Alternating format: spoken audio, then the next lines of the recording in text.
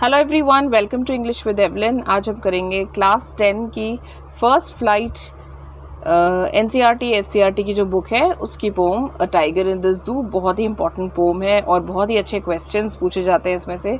तो ये पोम लिखी है लेस्ली नॉरिस ने, जिनका पूरा नाम है George Leslie Norris. He was born on the 21st of May in 1921 in South Wales in UK, and he joined the RAF at the young age of 19 years. He was also trained as a pilot, but he could not continue because of certain health issues, and he was fond of games like basketball and football also, and he also worked as a referee. Later on he became a reader, but long back he had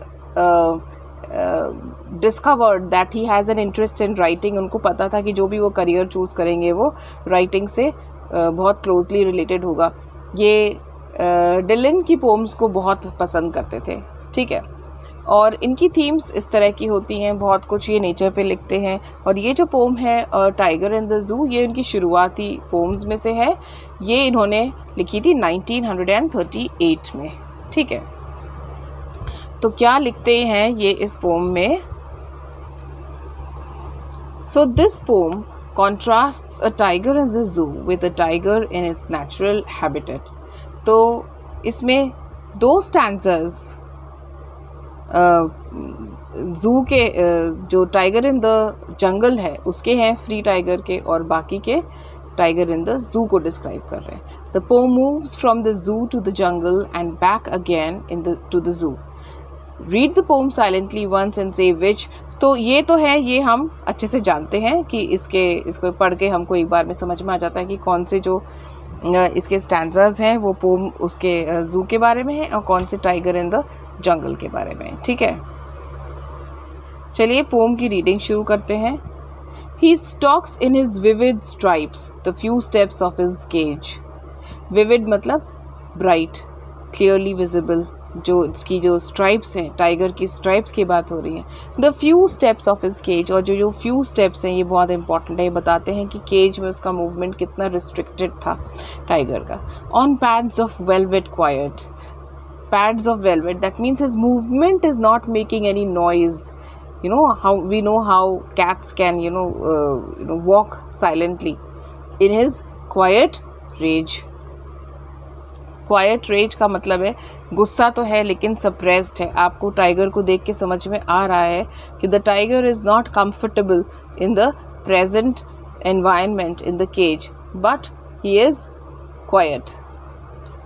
तो ये उसको देख करके समझिए कि जो poet हैं वो सामने हैं इस वक्त टाइगर को ऑब्जर्व कर रहे हैं पिंजरे के बाहर से जू में, और वो बोलते हैं he should be lurking in shadow. तो उनको देख कर बुरा लग रहा है, उनको लग रहा है कि ये टाइगर कहाँ होना चाहिए था अभी, ये तो अभी कहीं पे जंगल में होना चाहिए था।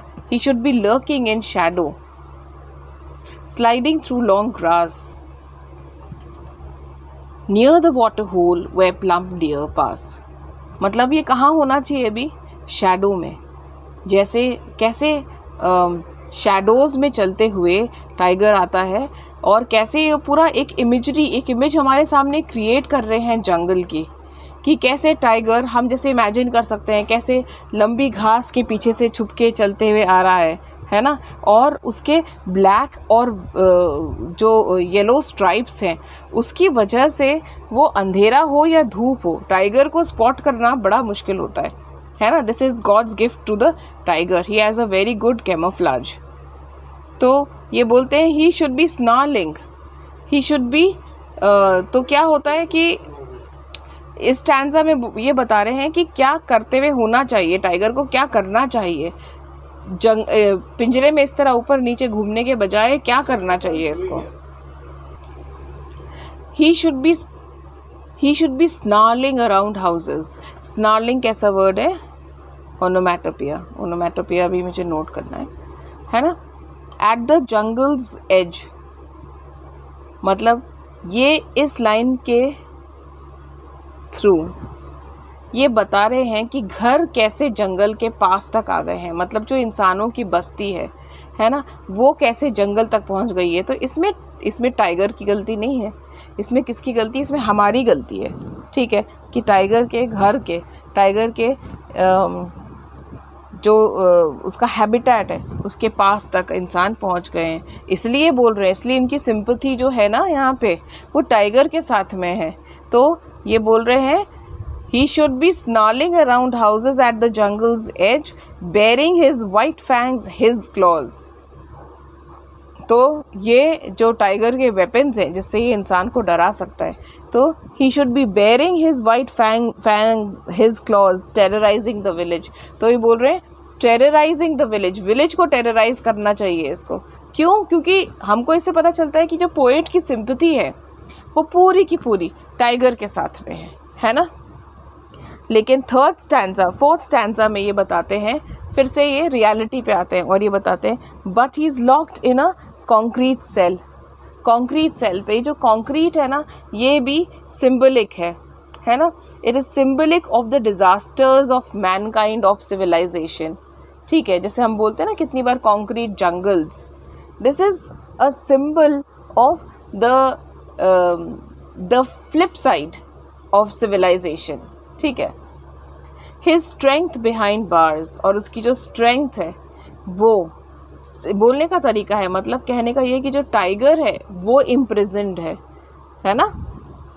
His strength behind bars, stalking the length of his cage, ignoring visitors. Again we can see that his sympathy is not with people, his sympathy is with the tiger, क्योंकि he sort of likes the fact that the tiger is completely ignoring the visitors, he likes that। he hears the last voice at night, और ये जो voice है ना, it is the voice है, ये patrolling cars हैं, this is symbolic, this is also symbolism, it is symbolic of the presence, the interference of man। he should not be hearing the voices at night, he should not be hearing the patrolling cars।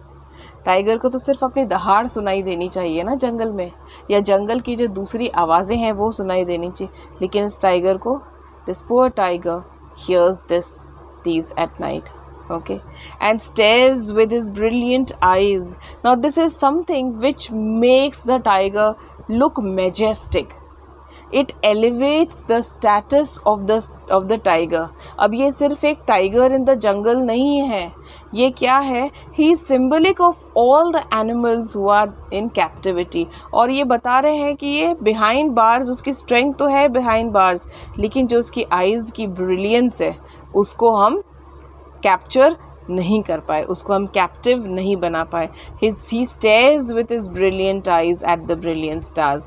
तो eyes भी brilliant है और stars भी brilliant है, तो ये एक तरह से कंपेयर कर रहे हैं जो आइज़ की ब्रिलियंस है उसको स्टार्स की ब्रिलियंस से। Okay, and it saddens our hearts because this tells us how helpless this tiger is, and how unhappy he is, and how cruel it is to keep the tiger in the zoo in this manner। Okay, तो ये तो हो गया है इसके स्टैंजर्स जो हैं उसका एक्सप्लेनेशन। अब हम देखते हैं symbolism.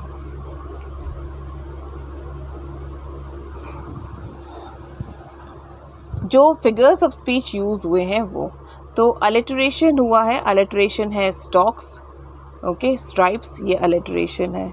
Should, shadow, plump, pass, okay, ये अलिटरेशन है। अच्छा, ये भी अलिटरेशन है ना, ये रेपिटेशन तो है, ये his white clause, his white fangs, his clause, लेकिन जो ह साउंड है, ज साउंड है यहाँ पे, तो ये साउंड तो रिपीट हो ही रहा है ना, वर्ड रिपीट हो रहा है तो साउंड भी रिपीट हो रहा है। ठीक है, फिर है इमेजरी। इमेजरी जो है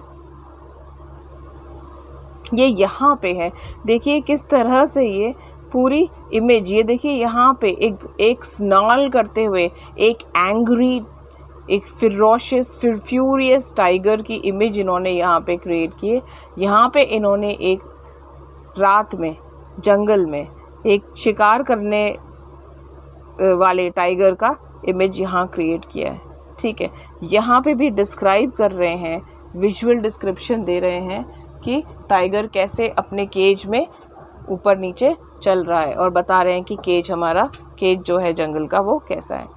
फिर है पर्सोनिफिकेशन, क्योंकि इन्होंने टाइगर के लिए प्रोनाउंस ही और हिज यूज़ किए हैं, और न सिर्फ वो बल्कि रात में जो उन्होंने रात का लास्ट का जो स्टैंजा है जो उसको डिस्क्राइब किया है ना, वो भी हमको he is actually humanized the tiger with this when he brings out the sadness with this description.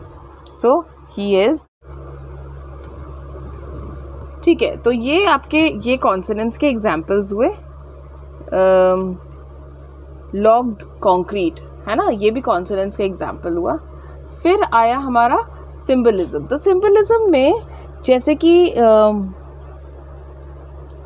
ये कॉन्क्रीट वर्ड यूज़ हुआ है, ये वॉइस है, पेट्रोलिंग कार्स है, they all symbolise the interference of man, the undue interference of man in nature, and hence the state of tigers, the current state of tigers that is described in this poem. ठीक है, तो ये तो हो गया आपका tiger in the जू का डिस्क्रिप्शन। आई होप आपको ये पसंद आया होगा। Please like, share and subscribe to my channel, and thank you for watching. Bye bye.